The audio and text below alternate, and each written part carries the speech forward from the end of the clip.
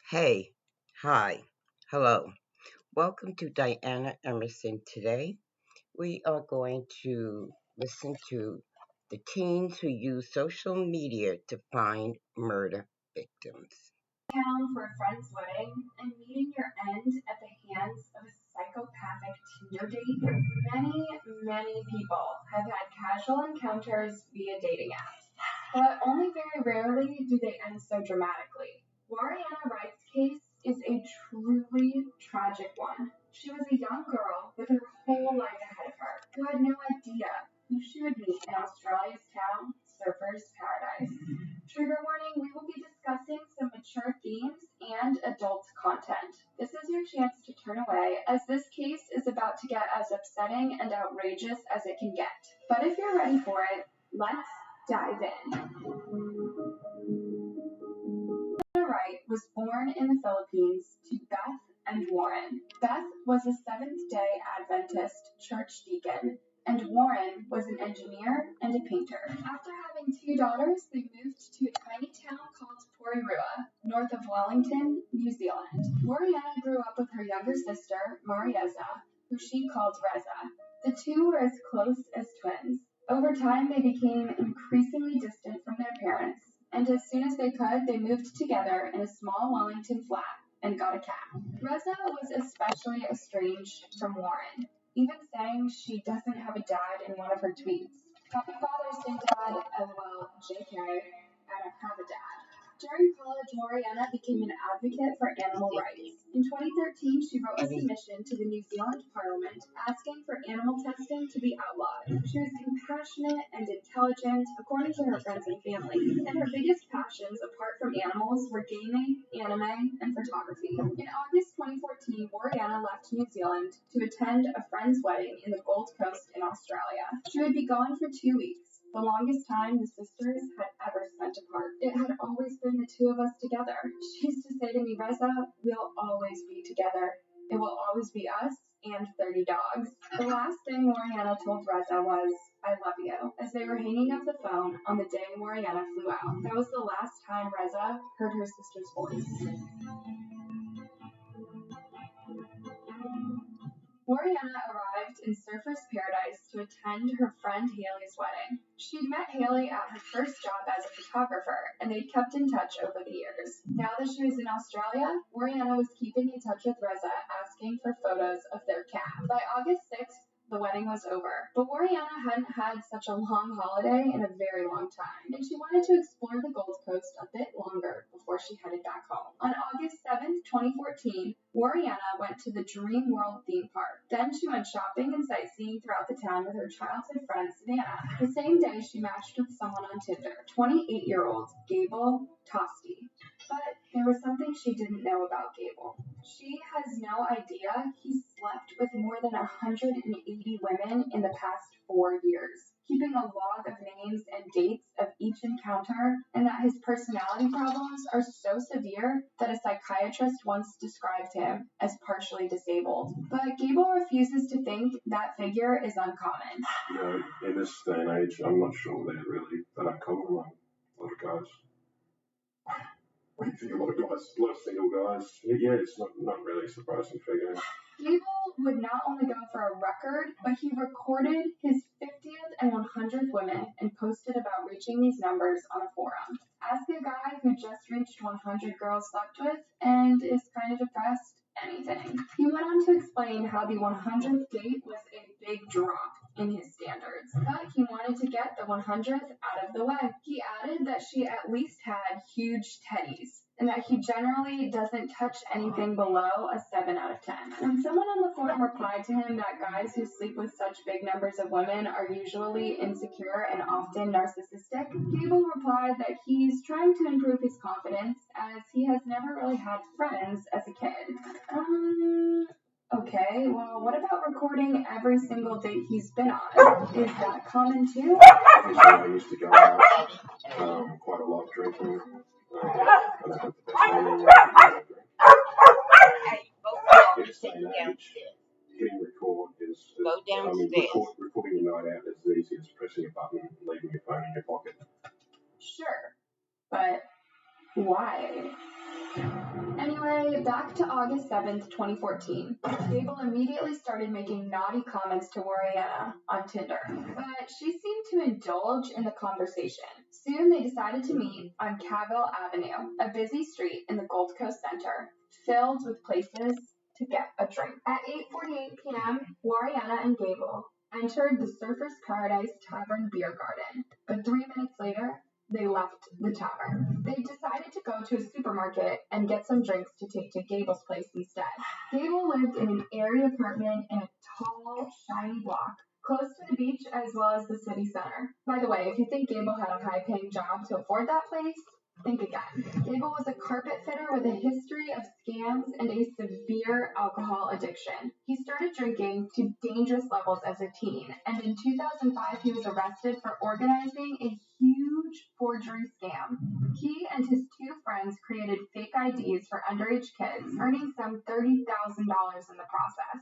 He also printed fake money, and yet he wasn't convicted for any of this. In 2011, he was also caught with a DUI. So he was fined and his driver's license got suspended for 10 months. Then in July 2014, just 2 weeks before he met Warriana, police caught Gable driving a Ford Falcon without a license plate, way over the speed limit. Instead of stopping, Gable continued speeding up, reaching 130 miles per hour as the police threw spikes at him to try and blow his wheels. Finally, Gable was caught, and he was 4 times above the drink drive limit. In January 2014, Gable got into a fight with the police again, and this was their exchange. All this is being recorded. Recorded, is it? God, you're a kid. What are you arresting me for? For being a kid. And Gable wasn't just stopped by the police a few times. He was also banned from several nightclubs as he was described as creepy. So drinking was Gable's best friend. Unfortunately, Warriana liked drinking too. Soon after the two got to Gable's place on August 7th, the drinking game started. Perhaps unsurprisingly, Gable recorded their whole night together. Do you want me to walk you back home or? No, come on. Don't be that bad. So everything's going okay at the stage. And you've offered, at that stage, yeah, you've offered to walk her back home. Yeah, if she was going to go home, if that was what she wanted to do, I would have been also happy to walk her back home. But there's a reason why Gable wanted to walk Warriana home that early. Warriana had drunk quite a bit and was starting to act a bit strange. Yeah, I mean, at that stage, I noticed she was behaving a little bit quirky, and that's all I thought it was at first. Warriana and Gable hadn't been drinking just the beer they bought, but moonshine vodka made in Gable's kitchen. By 1 a.m., Warriana declared herself psycho drunk, and yet Gable kept pouring glasses. Before long, things started heating up between the two, and not just in the fun way. At 1:35 a.m., Warriana started accusing Gable of stealing her phone and threatening him pretty aggressively. I will destroy your jaw. It's not funny. Warriana couldn't find her phone and was convinced Gable had hidden it somewhere as a joke. But no matter what Gable said, she had made her mind up. And about destroying his jaw, well, the 3-hour-long recording Gable took shows multiple instances of her hitting him. She says, do you want me to destroy your jaw? Yeah. So, had she already hit you? At that stage, it was kind of what I understood to be play fighting. But as you'll see throughout the night, it got worse and worse. Gable ended up complaining about Warriana's behavior more and more throughout their night. I'm not sure whether she found it amusing, but it was getting out of hand. She kept hitting me, taunting me, throwing my stuff around, and trashing my apartment. Perhaps it would have been his word against poor Warriana's, but for whatever reason, there's a full recording of their very strange date. Oh.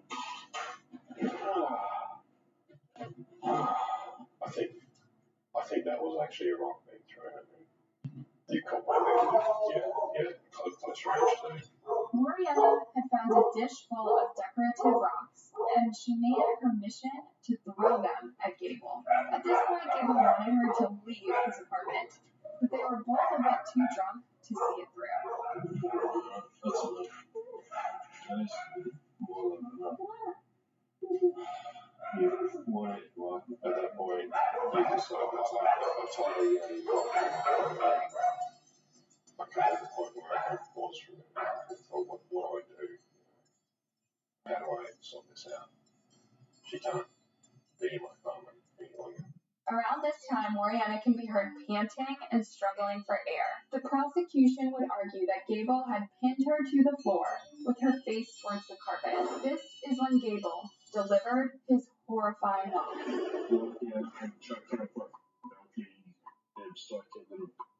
Make of that what you will. Years later, Gable says this is just a horribly unfortunate choice of words, as he had no idea what would happen less than an hour later. I didn't intend that as a threat. I intended it as a figure of speech to say you're lucky I've been so tolerant with you. At this point, Gable lifted Oriana up in the air and started carrying her to the nearest door. She tried to grab the metal clamp of a telescope, and Gable tells her to drop it. Oriana's reaction is downright chilling.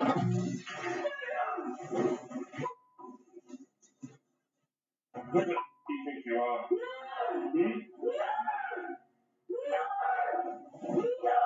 Tell me, no? Why are you hitting me with it? Huh?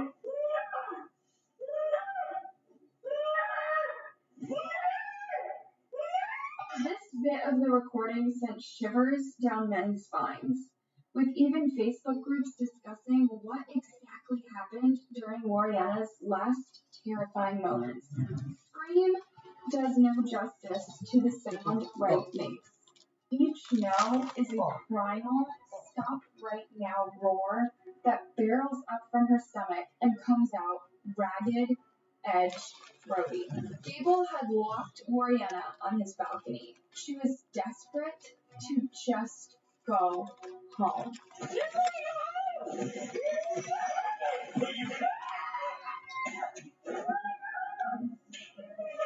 Perhaps Gable was annoyed beyond self-control at that point, but why didn't he just kick Oriana out of his apartment? Why didn't you just use the front door? Because that's only a question you can ask in hindsight when you have to desperately get someone away from you and separate the two of you and try and de-escalate an altercation. It doesn't come to the conclusion that that person is going to cause awful before he causes the death. Those were indeed the terrifying moments Oriana lived before her untimely death. Scared that she was a prisoner on Gable's balcony, she tried to climb down to the balcony below and let herself out through the neighbor's apartment. She slipped and fell from the 14th floor and died immediately. Her last horrifying scream can be heard from Gable's cell. Her body was so shattered, it was found almost folded over on itself. Gable might not have thrown Oriana from his balcony, but his actions following her death raised more than a few eyebrows. He didn't call for an ambulance. He certainly didn't call the police. His first action was to call his lawyer, but with no answer, he decided to get dressed and leave the building. As he saw the emergency services reach the front of the building, Gable left through the underground car park. He then walks down to the city center and has a slice of pizza. Yeah, pizza. By the time I ate, I'd been wandering around the streets, confused, extremely drunk, in shock, and I needed to clear my head and sober up. It's then that he called his dad. Oh, is that? I might have a bit of a situation. A week later, the police charged Gable with the murder of Oriana Wright. They argued that although Gable did not push her from his balcony, Oriana was so afraid of him, she was practically forced to escape. What followed was a lengthy, tiresome trial where the jury simply couldn't reach a unanimous verdict. While Gable's words to Oriana and his actions following her death were more than creepy, there were a few other things to take into account. Oriana's blood alcohol reading was 3 times over the legal driving limit at the time of her death. Also, there were clear signs of Oriana attacking Gable on his body. And of course, there was the recording, although creepy. It was exactly the evidence Gable needed in order to be acquitted of murder. If you had actually heard someone give that description, or Mr. Costa given evidence without that tape and explain what occurred in that apartment for the 46 minutes before, it would have been unbelievable. It would have been unbelievable. By late 2016, Gable was free, as the recording made it clear Wariana was severely drunk and Gable didn't make her jump. But Wariana's family is beyond devastated. Her mom, Beth, specifically asked the judge not to release Gable's recording to the public, but they did. And soon this created a media frenzy that left Beth and Reza even more hurt. I do not want to remember her like that. Gable's lawyer, Nick Dorr, was also surprised at the craze which stemmed from this case. I've acted for people who have kids, I've acted for triple murderers, notorious pedophiles, but all of a sudden, this one particular case becomes the moral high ground. And even Wariana's dad, Warren, when he finally agreed to talk to journalists, said the media are blowing this case out of proportion. You look at something like Aleppo and 60 families are being killed there every day. Why is this up there? Gable also complained about the media making him look like a cold-blooded monster who went to get pizza as soon as his date fell from his balcony. He says it's easy to handpick someone's worst social media posts and paint a horrible image around them. Sure, but he must take some responsibility for behaving like that with Wariana, right? You don't just block someone on your balcony for being drunk.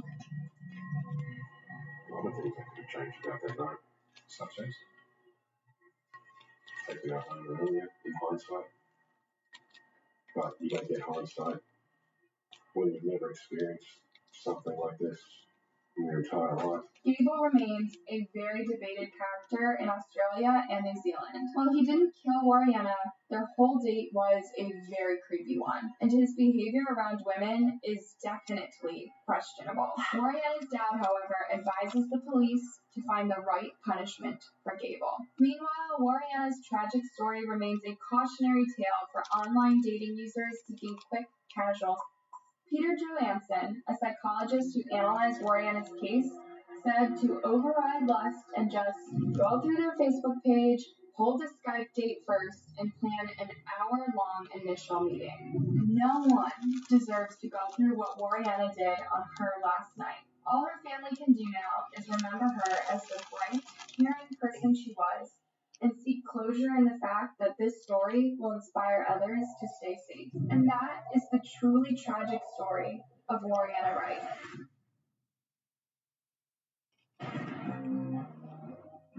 Now, when most people commit crimes, they try to cover up their tracks and get far away from the police as possible. But not in this case. These teenagers not only made the cops their getaway drivers, but they also posted their crimes on Snapchat. Let's explore the crazy case of the teens who killed a woman and then immediately posted on Snapchat. Wow. This totally disturbing case happened in Hartlepool, England, and involved two young teenage girls, aged 13 and 14 years. And because they were so young when they committed the crime, their identities were concealed, but they were given pseudonyms. Yasmin and Olivia. Yasmin is the younger girl, while Olivia is the older one. The two girls had known each other since early childhood, but they weren't really close until a few months before this incident. Since they both had troubled childhoods, they naturally gravitated towards each other and became completely inseparable. They would regularly post on social media, declaring their love and eternal friendship for each other and some other friends. Yasmin referred to Olivia as her partner in crime, saying that they would be together through thick and thin. Now, both Olivia and Yasmin grew up in abusive households, and when this case was taking place, they were both in the care system. Olivia was living in a children's home, while Yasmin was living with a foster family. The girls were also in special schools that catered for troubled youths. Both girls started drinking and experimenting with substances at the age of 11. They would skip school and run away from their care homes to go out drinking and partying till late at night. They were also known for their aggressive behaviors towards their classmates. Olivia, who is said to be the most volatile of the two, was going through anger management therapy after she attacked one of her care workers. The two girls would be seen roaming around town, drinking, smoking, and getting into trouble. And since they were both underage and could not buy alcohol on their own, they would usually hang outside a store waiting for someone who would do it for them. And that's how they came to meet a woman by the name of Angela Wrightson. Born in the mid-1970s, Angela had the same childhood as these two girls growing up in foster care and started drinking at the age of 11. As she got older, her drinking became heavier to the point that she would not function without alcohol. And because she was also suffering from some mental illness, she would get in trouble a lot with the police and was in and out of jail multiple times. At some point, she was even banned from buying alcohol for 2 years. Of course, she ignored the ban and continued drinking. The local government tried to get her admitted into rehab, but she always found a way out. When sober, Angie was a kind and caring person who liked kids and dogs. She also loved going to church and keeping her house meticulously clean and tidy. But when drunk, Angela was a completely different person. She was rude and rowdy and was always getting into fights. Her neighbors said that they would always see her with bruises on her face. She also had a habit of going out to lie in the middle of the road and making prank calls to the police. People around town nicknamed her Alco Angie because of her drinking.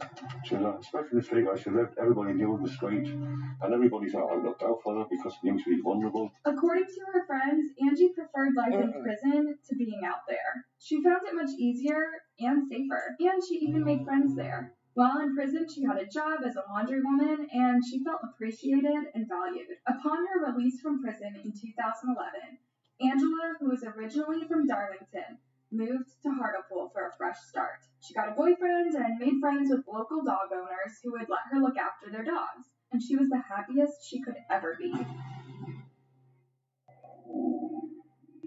For a short while, things seemed to be looking up for Angela, but then her boyfriend died due to some alcohol-related illnesses, leaving Angela completely heartbroken. From that point onwards, her life spiraled out of control, where she would even sleep at the beach because some people had taken over her house. They would come to her house, steal from her, and leave it completely ruined. Angie became a chronic alcoholic, using her money to buy alcohol instead of food. At 39 years old, she seemed a lot older, only weighing 90 pounds. She would wear layers of clothes to keep herself warm, even in the summer. She would start drinking as soon as she woke up and continue until she passed out, either in the streets or in her house. But even in her drunkenness, Angie would still show some form of kindness to the local children by buying chocolate bars for them. Having been estranged from her family, Angela was extremely lonely and craved human interaction. She would sit outside her house talking to passerbys and even inviting strangers into her home. She allowed local teenagers to use her house as a drinking and smoking spot and would even go out and buy drinks for them. As you can imagine, this made her very popular among the teens in the area, but they started taking advantage of her, showing up late at night and forcing her to go out and buy them alcohol. Sometimes they would even refuse to leave her home, and Angela would call her neighbor to make the teens go away. On the afternoon of December 8th, 2014, Angela got into a heated fight with her landlord after he refused to buy drinks for her. She threw her keys at him a number of times, and eventually he took them and left. The next morning, the landlord came to return the keys to her and was horrified by what he found. Angela's house was all trashed up, with broken furniture and glass and red splatters everywhere. Angela was lying on the sofa, dead. But the condition she was in was even more horrifying. She was half naked from the waist down and had hundreds of injuries all over her body, with most of them being on her head. Who could have done such an awful thing? During the investigation, the police found out that the attack lasted for about 5 hours. Oh my and that God. Angela had died a slow, agonizing death. The perpetrators had used various objects in the house as weapons, including a shovel, a TV, a coffee table, and a stick studded with screws. Clearly, the people who did this were monsters, and the police were determined to find them, and that did not take long. That same day, on December 9th, police arrested Yasmin and Olivia and charged them with the murder of Angela. Really? You can't imagine trillion hairs dribble natural in the heel today. Apparently, on the evening of the crime, Yasmin and Olivia showed up at Angela's house and demanded that she buy them drinks and cigarettes. Angela complied and was even captured on CCTV buying them the items at a local shop at around 7:30 p.m. But soon after, the girls turned on her and started attacking her. They hit her with a TV, a shovel, and a wooden stick studded with screws as she cried and begged them to stop.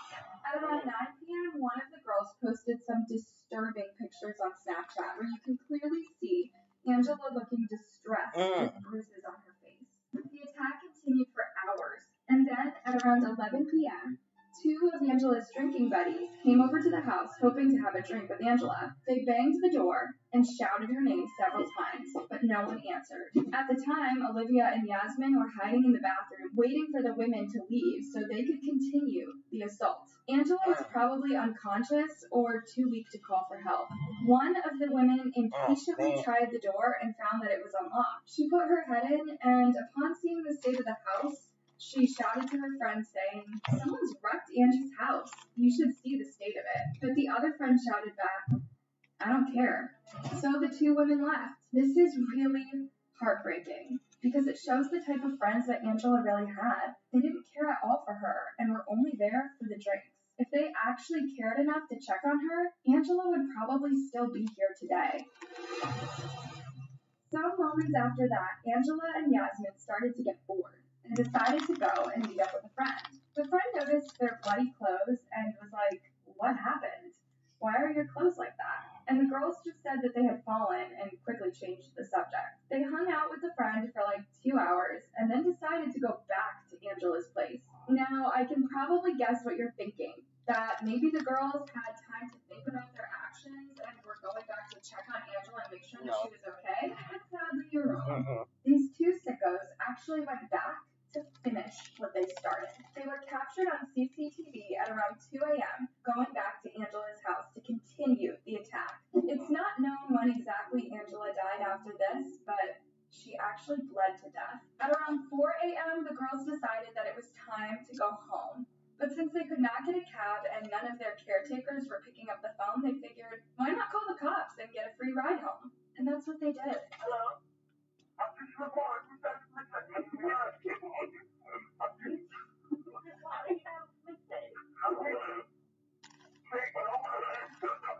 Shouted in my ear, can you just, what is one of them?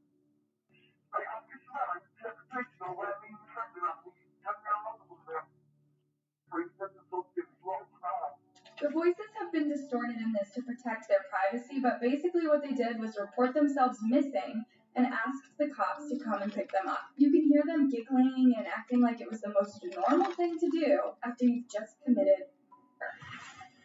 They even had the audacity to tell the cops to be quick about it, since they were freezing. I don't know whether to call this arrogance, stupidity, or just insane. And get this. When the police picked them up, they actually took a selfie inside the police van and posted it on Snapchat with the caption, "In the back of a busy van again."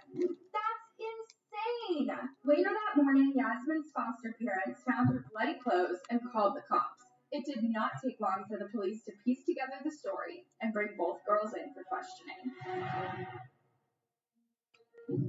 As you might expect in most cases involving teenagers, the girls soon turned on each other, with Yasmin claiming that she didn't know what was going on because she was on Facebook on her phone, while Olivia was hitting and throwing things at Angela.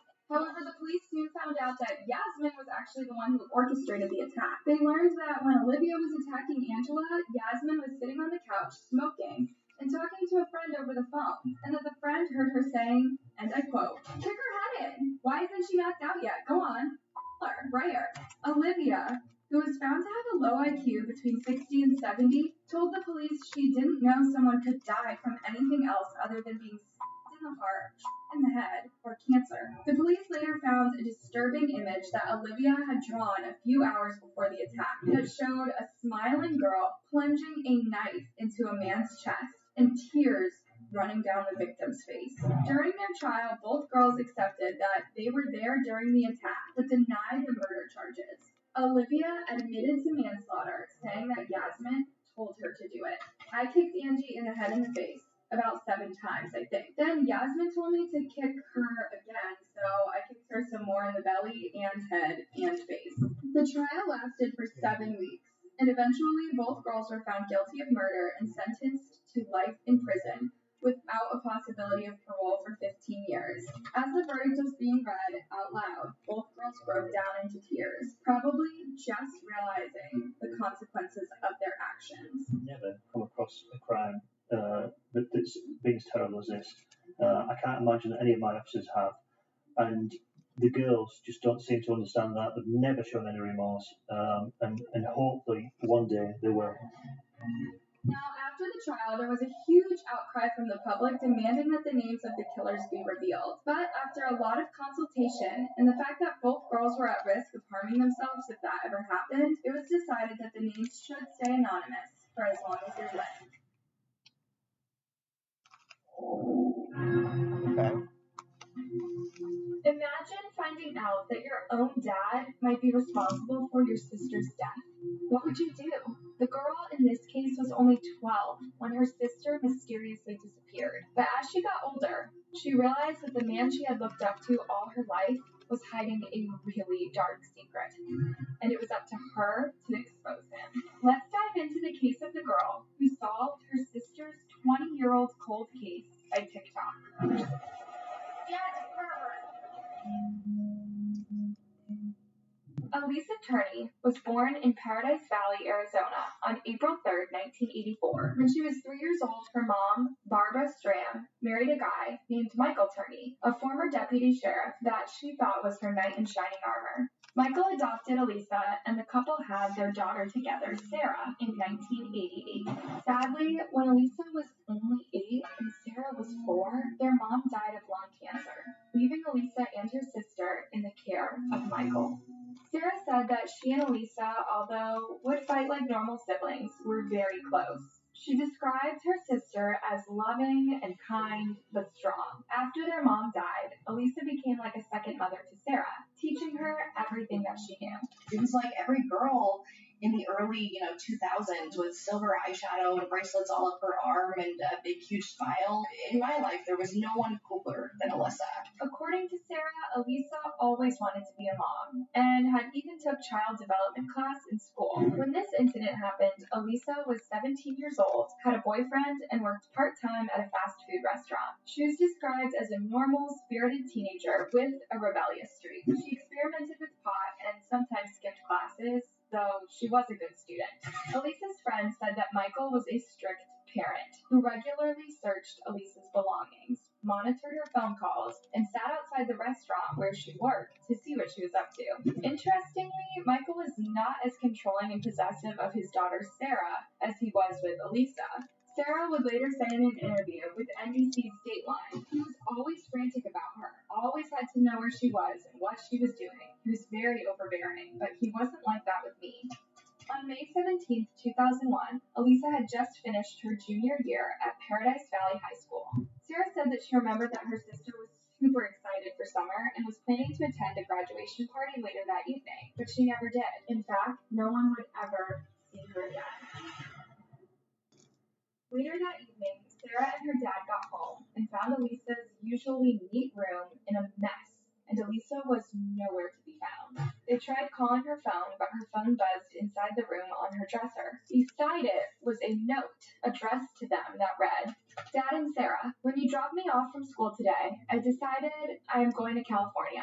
Sarah, you said you really wanted me gone? Now you have it. That's why I saved my money. Dad, I took $300 from you. Elisa. The handwriting was definitely Elisa's, and this looked like something that she would do since she was always talking about going to California to stay with her aunt. However, it was later revealed that she had actually signed the note at a different time than when she had written it. Michael immediately called the cops to report Elisa as a runaway. Police didn't have any reason to believe otherwise, so they didn't even bother to look into the case. Michael said that he dropped Elisa off in the morning like he usually does, then picked her up early to go for lunch. However, during the meal, Michael said in an interview with ABC News that the two got into an argument because Elisa wanted more freedom. I told her that as long as you're under my roof, you're going to have to check in with Daddy because Daddy is a nervous wreck if you don't. She was definitely upset. Michael claims that when they got home, Elisa was still upset and she stormed off into her room. He left her there to go pick up Sarah and run some errands. He tried contacting Elisa several times when he was gone, but she didn't answer the phone. However, Sarah said that her dad was actually late that day in picking her up and that she had to go to a friend's house nearby, which is where he came and picked her up. She remembered that her dad was frantic that Elisa wasn't picking up his calls. The police never investigated or followed up on this claim, so the case went cold. On the other hand, Michael was all over the place trying to find Elisa, going from house to house looking for her, and passing out flyers, asking if anyone had seen her. He even traveled to California several times to search for her. He had flyers stuck to the dashboard of his truck for years. He'd tell everyone and anyone about Elisa. He talked about her constantly at the pharmacy, at the bank, at the grocery store. With hindsight, he made a fuss with everyone other than the police. A week after she disappeared, Michael told the police that he received a call from a payphone in California. He said that the conversation was scrambled, but he realized that it was Elisa, and she told him to leave her alone, and hung up. Elisa's case remains classified as a runaway, with most people believing that she wanted to get away from her strict stepfather and get a fresh start in California. But as months turned into years without anyone hearing from her, this began to look less and less likely. Elisa had a boyfriend, siblings, and friends that she was really close to, but she never mentioned wanting to run away from any of them. None of them also heard anything from her after she went missing. Also, Elisa had left most of her belongings behind, including her cell phone and makeup, and had not touched the $1,800 in her bank account. It was also discovered that Elisa never went to her aunt's place. So, where was she? The police still did nothing for almost 6 years, until 2006, when a man in Florida confessed that he had killed Elisa. The guy was in prison after being arrested for killing another woman a few months after Elisa went missing. On seeing Elisa's picture in an old newspaper, he allegedly turned to a guard and said that he had killed Elisa. However, he could not really describe Elisa, and on further interrogation, it turned out to be a false confession. Still, this helped to bring Elisa's case back into the spotlight and brought out some friends and family who started making some disturbing allegations about Elisa's relationship with her stepfather, saying that Michael might have been abusing Elisa. Elisa's boyfriend told the police that she had once confided in him that Michael had once taken her out to some deserted place and violated her. One of Elisa's teachers and friends told the police the same thing. Some friends even said that Elisa had told them that one night she had woken up to find herself gagged and bound to a chair with her stepfather on top of her. Michael denied all these accusations against him, saying that he was a good father to Elisa and he had never hurt her in any way. It was later revealed that a year before Elisa went missing, Michael had called Child Protective Services to tell them that if Elisa ever called them to report a complaint against him, she was lying. In 2008, investigators from Phoenix Police Department Missing Persons Unit opened Elisa's case and began looking into Michael. They got a search warrant to search the home where Elisa had lived and the home across the street where her family had later moved to. While searching the house, investigators found many videotapes of Elisa dating back to the 1980s. One even captures Elisa and her boyfriend making out. But suspiciously, there were no videos of the day Elisa disappeared. Police would also find lots of homemade contracts written by Michael and signed by Elisa, stating that he had never abused her. On further searching of the house, police found a large stock of handmade explosives and high-caliber rifles, as well as 2 handmade silencers and a van filled with gasoline. Michael himself was also carrying a knife, 2 loaded guns, and 7 magazines of ammunition when he was arrested. The police also found a 98-page manifesto titled Diary of a Madman Martyr, written by Michael as he tried to explain why he had all these weapons in his house. In the document, he accused the Internation Brotherhood of Electrical Workers of being behind Elisa's kidnapping and murder. Michael had worked as an electrician in the 1980s and complained about the poor working conditions. When Elisa disappeared, he told the police that he thought the union held a grudge against him and wanted to punish him by taking Elisa. In the manifesto, he claims that he had killed 2 assassins responsible for his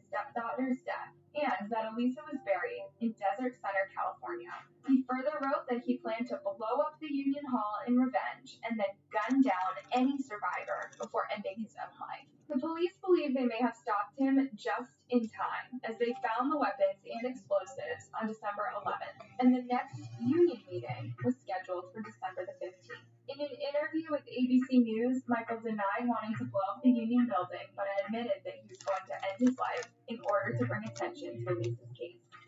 So what were you planning to do? Just bring attention to Elisa. How are you going to do this? Take a shotgun and blow it up. That's what I tried to do in '94. In March 2010, Michael pleaded guilty to possession of unregistered explosives. He was sentenced to 10 years in prison, though he only served 7 years before he was released in 2017. Meanwhile, Elisa's little sister Sarah believes that her dad had something to do with Elisa's disappearance. She started a Justice for Lisa blog page and Facebook page and reached out to several media houses and true crime communities to share her story and beliefs. She even started a podcast called Voices for Justice to ensure that her sister's case reached as many people as possible. In 2001, my sister Alyssa Turney went missing. She was 17 and I was 12. She was basically the only mom I ever had. But everyone thought that she just ran away, and the police didn't even look into it until 2008, 7 years later. That's when they sat me down, told me my father had been molesting Alyssa for her entire life. So they told me I had a sister I didn't know about, and that they were raiding her home right that minute, looking for evidence that he killed my sister. After her dad was released, she went and confronted him, asking if he had anything to do with her sister's disappearance, and his answer was just insane. But the breakthrough came in April of 2020, when Sarah began posting on TikTok. She shared the story on TikTok, including one video where Elisa is heard saying, "Dad's a pervert."